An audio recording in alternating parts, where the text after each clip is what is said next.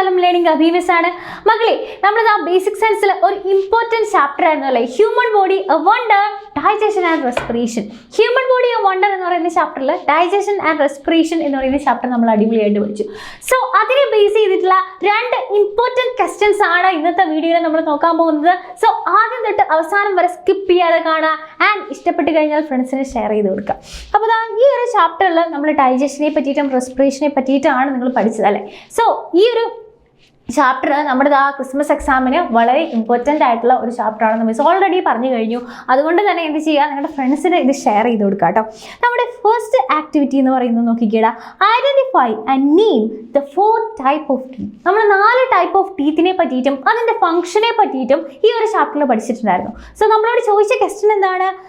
ഇവിടെ തന്നിട്ടുള്ളത് ഐഡൻറ്റിഫൈ ചെയ്യുക പിക്ചേഴ്സ് ഐഡൻറ്റിഫൈ ചെയ്യുക എന്നിട്ട് അതിൽ ഏതെങ്കിലും രണ്ടെണ്ണത്തിൻ്റെ ഫംഗ്ഷൻ എഴുതാനാണ് നമ്മളോട് പറഞ്ഞിരിക്കുന്നത് അല്ല ഇതാ നോക്കിക്കേ താഴെ തന്നിട്ടുള്ള പല്ലുകൾ ഏതെല്ലാം അതിൽ ഏതെങ്കിലും രണ്ടെണ്ണത്തിൻ്റെ സവിശേഷത എഴുതാനാണ് നമ്മളോട് ചോദിച്ചിരിക്കുന്നത് സോ 4 ടൈപ്പ് ഓഫ് ടീത്തിനെ പറ്റിയിട്ട് നമ്മൾ പഠിച്ചു അല്ലേ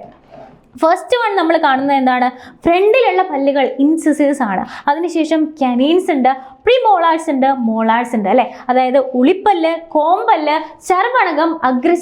അഗ്രചർവണകം ആൻഡ് ചർവണകം ഈ 4 ടൈപ്പ് ഓഫ് ടീത്തിനെ പറ്റിയിട്ട് ഈ ഒരു ചാപ്റ്ററിൽ മിസ്സിൻ്റെ കുട്ടികൾ അടിപൊളിയായിട്ട് പഠിച്ചതാണ് സോ ഇതിൻ്റെ ഫങ്ഷൻസ് ഏതൊക്കെയാണ് എന്ന് നമുക്ക് നോക്കാം okay so incisors canines premolars and molars അഥവാ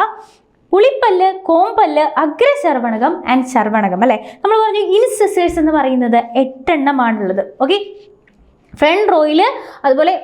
അപ്പർ ജോയിലും ലോവർ ജോയിലും 4 എണ്ണം വീതം നമുക്ക് 8 പല്ലുകളാണ് ഇൻസിസേഴ്സ് ഉള്ളത് ഇതിൻ്റെ ഫംഗ്ഷൻ എന്താണ് to bite and tear food items കട്ടിച്ച് പറിക്കുക അല്ലേ ചിക്കൻ കാലൊക്കെ കട്ടിച്ച് പറിക്കുന്ന ഇത് വെച്ചിട്ടാണ് നമ്മുടെ ഇൻസിസേഴ്സ് വെച്ചിട്ടാണ് അതിന് താഴെ അതിൻ്റെ തൊട്ട് അഡ്ജസ്റ്റൻ്റ് ആയിട്ട് താഴെയല്ല അതിൻ്റെ തൊട്ട് സൈഡിലായിട്ട് നമുക്ക് എന്തുണ്ട് കനീൻസ് ഉണ്ട് ഓക്കെ 4 കനീൻസ് ആണ് 2 സൈഡിലും 4 കനീൻസ് ആണ് നമുക്കുള്ളത് ഇതും ഭക്ഷണം ടിയർ ചെയ്യാനും കട്ട് ചെയ്യാനുമാണ് മുൻവശത്ത് മുകളിലും താഴെയുമായി 4 പല്ലുകൾ വീതമാണ് നമ്മുടെ ഉളിപ്പല്ലുകളുള്ളത് ആഹാര പദാർത്ഥങ്ങൾ കടിച്ചു മുറിക്കാനായിട്ട് നമ്മളെ സഹായിക്കുന്നത് ഏതാണ് ഉളിപ്പല്ലാണ് കോമ്പൽ എന്ന് പറയുമ്പോൾ ഉളിപ്പല്ലുകളുടെ സമീപം ഇരുവശങ്ങളിലും മുകളിലും താഴെയുമായി 2 പല്ലുകൾ വീതമാണ് ആഹാര വസ്തുക്കൾ കടിച്ചു കീറാൻ നമ്മളെ സഹായിക്കുന്ന ഇതാണ് നമ്മുടെ കോമ്പലാണ് സോ നമ്മളോട് ചോദിച്ച ക്വസ്റ്റ്യൻ എന്താണ് ഇത് 4 എണ്ണം ഏതാണെന്ന് ഐഡന്റിഫൈ ചെയ്യുക അത് നമ്മൾ ഐഡന്റിഫൈ ചെയ്തു അതിൽ ഏതെങ്കിലും 2 എണ്ണത്തിന്റെ ഫംഗ്ഷൻസ് എഴുതാനാണ് പറഞ്ഞിരിക്കുന്നത് അല്ലേ സോ ഇൻസിസേഴ്സിന്റെയും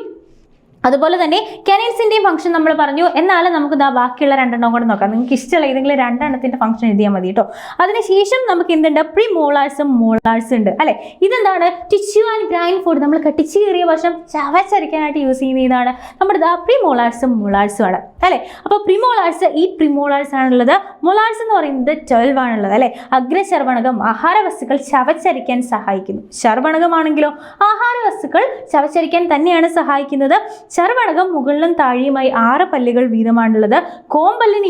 ഇരുവശത്തും മുകളിലും താഴെയുമായി 4 പല്ലുകളാണ് അഗ്രചർവണകമുള്ളത് സോ ഇത് 4 എണ്ണം കൃത്യമായിട്ട് പഠിക്കുക അതിൻ്റെ ഫംഗ്ഷൻസ് നിങ്ങൾ പഠിക്കുക കേട്ടോ ഈ ഒരു ക്വസ്റ്റ്യൻ നമ്മൾ അടിപൊളിയായിട്ട് ആൻസർ ചെയ്തു മറ്റൊരു ക്വസ്റ്റ്യൻ നോക്കിയാലോ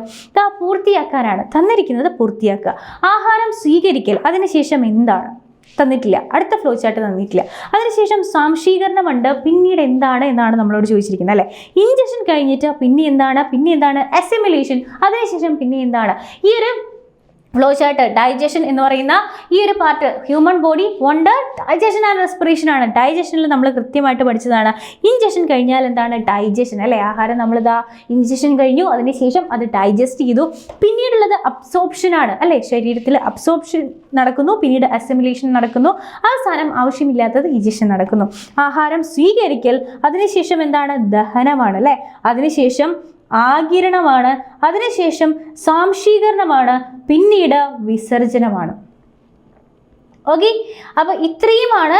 ഈ ഒരു ഫ്ലോ ചാർട്ട് അപ്പോൾ ഇമ്പോർട്ടൻ്റ് ആയിട്ടുള്ള ഒരു ക്വസ്റ്റ്യൻ ആണ് ഈ ഒരു ചാപ്റ്ററിൽ നിന്ന് അപ്പോൾ ഈ ഒരു വീഡിയോ യൂസ്ഫുൾ ആയിട്ടുണ്ടെന്നുണ്ടെങ്കിൽ നിങ്ങൾ ഫ്രണ്ട്സിനെ ഷെയർ ചെയ്ത് കൊടുക്കുക ആൻഡ് നമ്മുടെ ചാനൽ സബ്സ്ക്രൈബ് ചെയ്യുക ഇതുപോലെയുള്ള യൂസ്ഫുൾ വീഡിയോസ് ആയിട്ട് നമുക്ക് ഇനിയും കാണാം അതുവരെ bye bye and take care